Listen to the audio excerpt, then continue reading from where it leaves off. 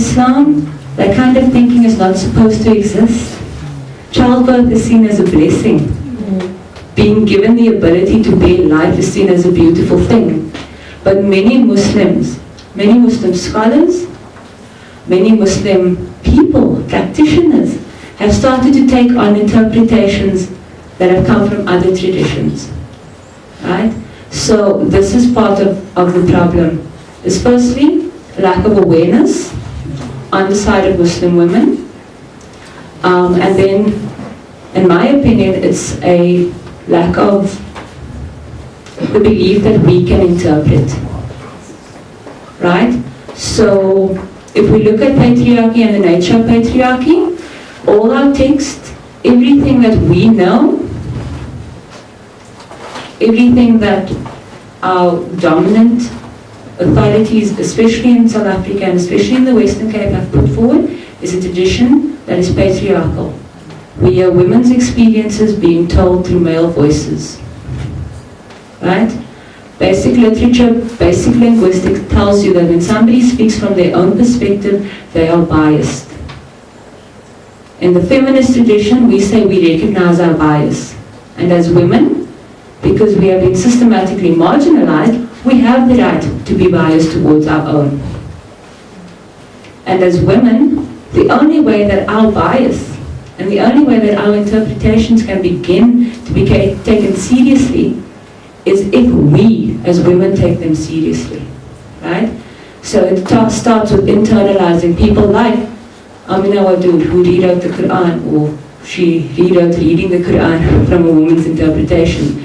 It's looking at that and taking it seriously. It's supporting women scholars in the work that they do and lending legitimacy to their work, right? By giving them the attention that they really are fighting for and that they really are striving for. People like Amina Wadud, people like Lori Silvers have been treated like heretics, right?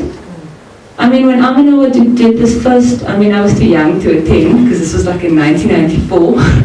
But Fatima will tell you, when Amina Wadud did the first female-led Jumu'ah at the Claremont Main Road Mosque, there was a violent response.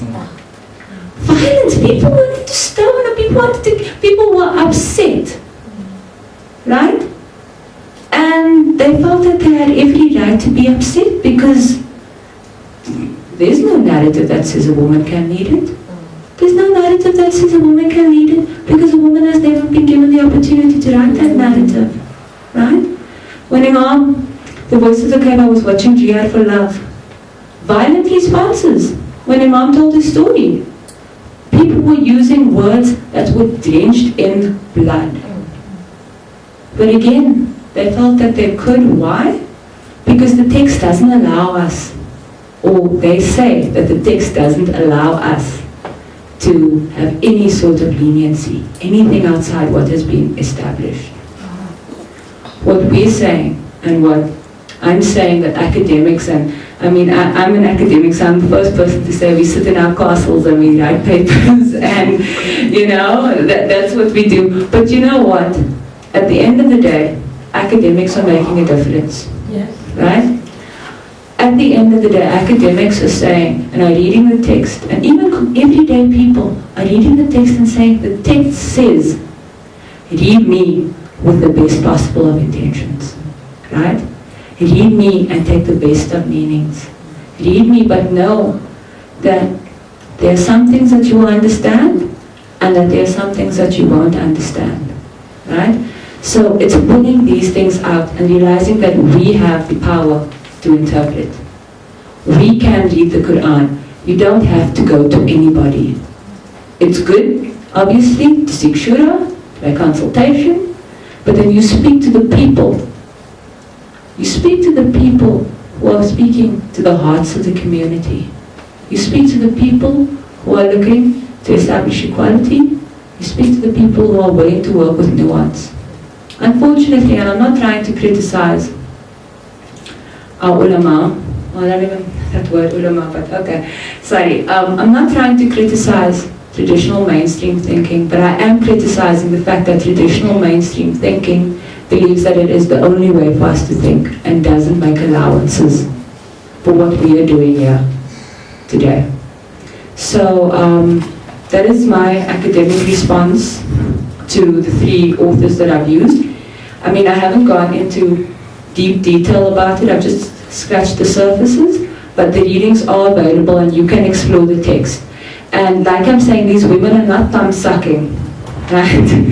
Amina Wadood, an African-American woman who went and studied, converted to Islam, went, studied Arabic, right?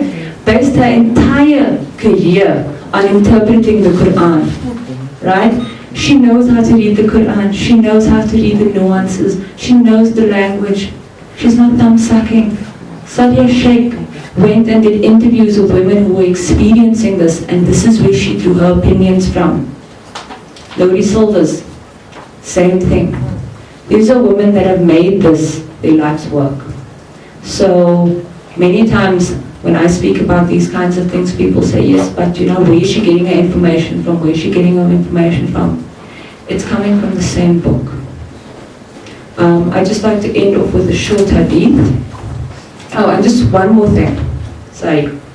The hadith does narrate that when the verse 434 was revealed, the Prophet, peace be upon him, had great difficulty reading this verse.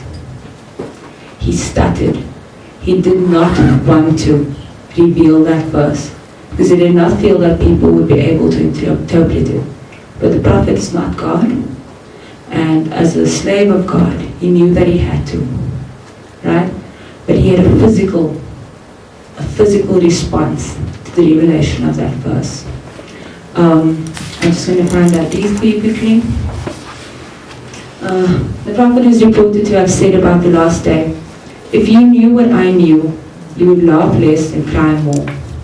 And I read this to mean that we would be terrified if we knew what responsibility we as human beings actually have toward each other and towards ourselves. Yeah, thank you.